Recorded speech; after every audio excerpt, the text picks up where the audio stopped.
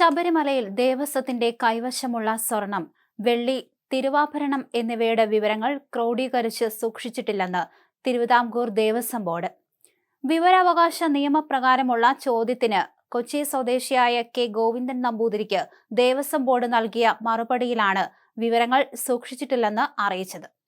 വിശദമായ മറുപടി ലഭിക്കാത്തതിനാൽ നൽകിയ അപ്പീലിൽ സംസ്ഥാന വിവരാവകാശ കമ്മീഷൻ ഒക്ടോബർ 15-ന് വാദം കേൾക്കും.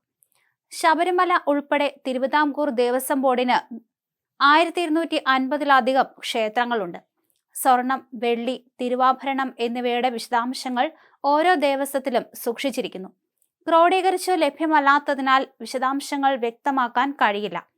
തിരുവാഭരണത്തെക്കുറിച്ചുള്ള വിവരങ്ങൾ പങ്കിടുമ്പോൾ സുരക്ഷാ പ്രശ്നങ്ങൾ ഉണ്ടാകാനുള്ള സാധ്യത കൂടുതലായതിനാൽ വിവരാവകാശ നിയമപ്രകാരം വിവരങ്ങൾ നൽകാൻ കഴിയില്ലെന്നും മറുപടിയിൽ പറയുന്നു. വിശദമായ മറുപടി ലഭിക്കാത്തതിനാൽ ഗോവിന്ദൻ നമ്പൂതിരി സംസ്ഥാന വിവരാവകാശ കമ്മീഷന് മുമ്പാകെ അപ്പീൽ നൽകി. കമ്മീഷൻ ഒക്ടോബർ 15-ന് വാദം കേൾക്കും. ശബരിമല സ്വർണ്ണപ്പാളി ഇടപാടിൽ നടന്നത് സ്വർണ്ണ കവർച്ച എന്ന് ദേവസ്വം വിജിലൻസ് SP-യുടെ റിപ്പോർട്ട്. ഗൂഢാലോചന സംശയിക്കുന്നുവെന്ന് റിപ്പോർട്ടിലുണ്ട്. ദ്വാരപാലക ശില്പങ്ങളിൽ മുൻപുണ്ടായിരുന്നതും നിലവിലുള്ളതുമായ സ്വർണ്ണപ്പാളികൾ വ്യത്യസ്തമാണെന്ന് ദേവസ്വം വിജിലൻസ് കണ്ടെത്തി. 2019-ന് മുൻപുണ്ടായിരുന്ന സ്വർണ്ണപ്പാളികളുടെ ചിത്രങ്ങളുമായി താരതമ്യം ചെയ്തതിലാണ് ഈ നിഗമനത്തിൽ വിദഗ്ധരെത്തിയത്. സ്വർണ്ണപ്പാളികളുടെ കാലപ്പഴക്കം നിർണ്ണയിക്കാൻ വിദഗ്ധ പരിശോധന വേണമെന്ന് വിജിലൻസ് ഹൈക്കോടതിയിൽ ആവശ്യപ്പെട്ടേക്കാം. 2019-ൽ ദ്വാരപാലക ശില്പങ്ങളും 2 സൈഡ് പാളികളുമാണ് സ്വർണം പൊതിയാനായി കൊണ്ടുപോയത്. ഇതിൽ 1.5 കിലോഗ്രാം സ്വർണമാണ് ദ്വാരപാലക ശില്പത്തിൽ പൊതിഞ്ഞത്.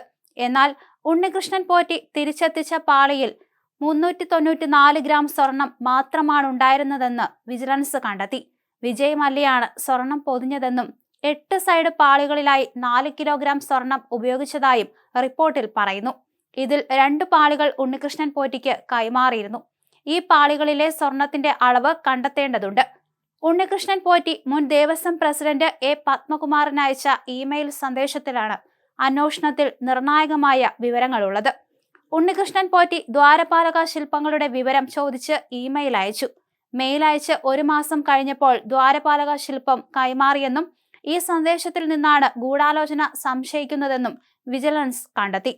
2019 ജൂലൈയിൽ ഉണ്ണികൃഷ്ണൻ പോറ്റി സ്വർണ്ണപ്പാളി എടുത്തുകൊണ്ടുപോയ ശേഷം ദ്വാരപാലക ശില്പങ്ങളിലെ സ്വർണ്ണപ്പാളികളിൽ തിരിമറി സംഭവിച്ചുവെന്ന വാദങ്ങളെ ഈ കണ്ടെത്തൽ ശരിവയ്ക്കുന്നു. 2025-ൽ പുതുക്കി ശബരിമലയിൽ എത്തിച്ച സ്വർണ്ണപ്പാളിയും 2019-ലെ പാളിയും താരതമ്യം ചെയ്താണ് പുതിയ നിഗമനത്തിൽ എത്തിയത്.